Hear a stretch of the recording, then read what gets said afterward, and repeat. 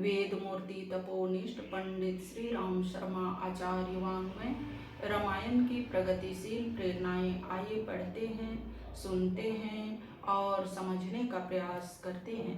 गायत्री मंत्र हमारे साथ साथ। ओम भूर्भुवः स्वाहा तत्सवितुर्वरेण्यं भर्गो देवस्य धीमहि धियो यो नः प्रचोदयात्। त्वदीयं वस्तु गोविन्द तुभ्यमेव समर्पये, तुभ्यमेव समर्पये। ॐ वन्दे भगवतीं देवीं श्रीरामं च जगद्गुरुं पादपद्मे तयोः श्रित्वा प्रणमामि मुहुर्मुहुः।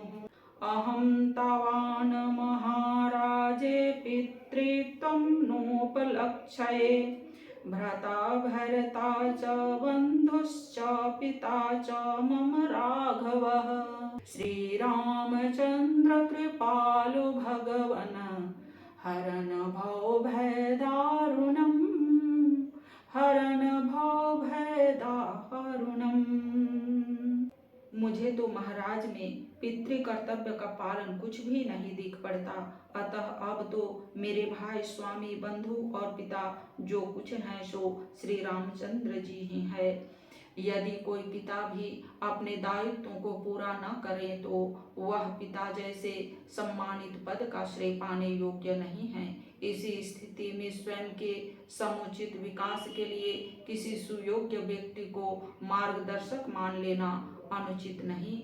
इस तरह के विवेक संगत कार्यों के लिए बड़ों के द्वारा भी प्रोत्साहन मिलना चाहिए। जब लक्ष्मण जी श्री रामचंद्र जी को अपना सब कुछ मान लेते हैं तो माता सुमित्रा लक्ष्मण को समर्थ संरक्षण में पाकर प्रसन्न होती हैं और उन्हें प्रोत्साहन देती हुई शिक्षा देती हैं।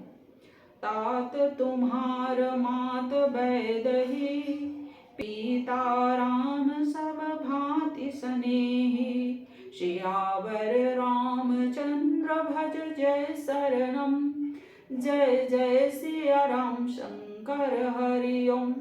राम राम जय जय राम सिया राम, राम राम जय जय राम सिया राम।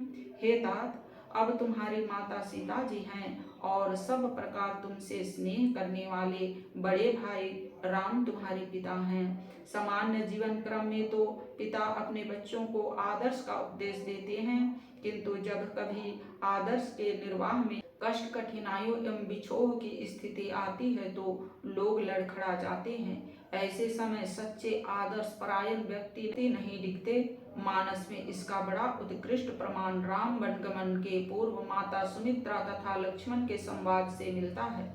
लक्ष्मण श्री राम के साथ बन जाने के लिए तैयार हो जाते हैं। माता पुत्र के मोह में पड़कर उन्हें रोक सकती थी। लक्ष्मण को तो वनवास की आज्ञा भी नहीं दी गई थी, किंतु आदर्श के पालन में भाई के सहयोग की नीति को प्रधानता देती हैं। वे दुख की अपेक्षा गौरव का बोध करती हैं और रोकने की जगह प्रोत्साहन देकर पुत्र को नीति के मार्ग पर आगे बढ़ा देती हैं। माता सुमित्रा कहती हैं, भूरी भाग भाजन भयऊ, मोहि समित बलि जाऊं। जो तुम्हारे मन छाड़ी छल, किन्ह राम पद ठाऊं। सियावर रामचंद्र भज जय शरणम, जय जय सिया राम शंकर हरि ओम। राम राम जय जय राम सिया राम, राम राम जय जय राम सिया राम। हे पुत्र, तू श्रेष्ठ सौभाग्य का अधिकारी हो गया। मैं भी तेरे ऊपर बलि जाती हूँ, क्योंकि तुम्हारे मन में निश्चल भाव से श्री राम के प्रति समर्पण भाव आ गया। सेवा का दिखावा यश पाने और सेखी दिखाने के लिए बहुत से लोग करते हैं, किंतु बिना किसी बदले की कामना के पूरी निष्ठा के साथ जीवन समर्पित कर देना बहुत बड़ी बात है। ऐसा साहस करने वाला व्यक्ति लौकिक तथा पारलौकिक दोनों ही प्रकार से लाभान्वित होता है, किंतु ऐसी सेवा भी मात्र कल्पना तक ही न रह जाए।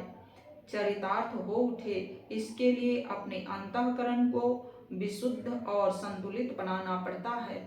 उच्च स्तरीय सेवा की पात्रता विकसित करके उसमें सफल होने का सूत्र पुत्र को समझाती हुई माता आगे कहती हैं, राग रोग ईर्षा मद को हूँ, जनी सपने हूँ इन्हाँ के बस हो हूँ, सकल प्रकार विकार विहाई, मन क्रम वचन करे हूँ सेवकाई, सियावर रामचंद्र भज जय शरणम, जय जय सिया राम शंकर हरि ओम, राम राम जय जय राम सिया राम, राम राम जय जय राम सिया राम। हे बेटा, तुम अपने में भी ईर्षा घमंड क्रोध आदि के वश में मत होना। सब प्रकार से विकारों को छोड़कर मन वचन और कर्म से सेवा करना। इस प्रकार आदर्शनिष्ठ शिक्षण पाकर ही लक्ष्मण जी अपने शक्ति और सामर्थ्य का वह उपयोग कर सके जिसके लिए लोग ललायित रहते हैं। इस तरह के नीति पूर्ण उपदेशों और उनकी भावनाओं के प्रोत्साहन के अभाव में बच्चों का उत्साह कम हो जाता है और इस तरह के श्रेष्ठ कार्यों में रुचि कम होने लगती है। बाद में वे इसके दुष्परिणाम स्वरूप स्वयं दुख पाते हैं, परिवार में कलह फैलाते हैं और समाज का पतन करते हैं। लक्ष्मण जी ने माँ के इस कथन को सुन ही लिया हो सो बात नहीं, उसका पालन भी बड़ी तत्परता से किया।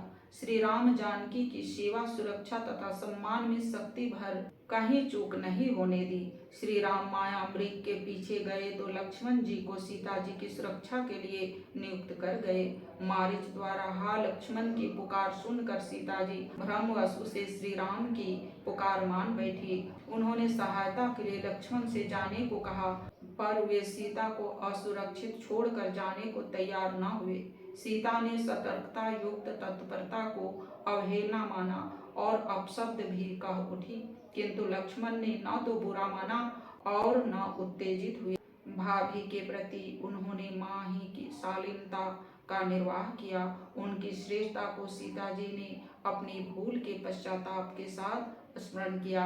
रावण द्वारा अपहरण होने पर विलाप करते हुए उन्होंने कहा, हा लक्ष्मण तुम्हार नहीं दोषा, सो फल पावऊं किन्हीं रोषा, सियावर रामचंद्र भज जय शरणम, जय जय सिया राम शंकर हरि ओम, राम राम जय जय राम सिया राम, राम राम जय जय राम सिया राम। ओम भूर्भुवः स्वः। आज के वीडियो में इतना ही। लाइक, सब्सक्राइब और शेयर करें। धन्यवाद।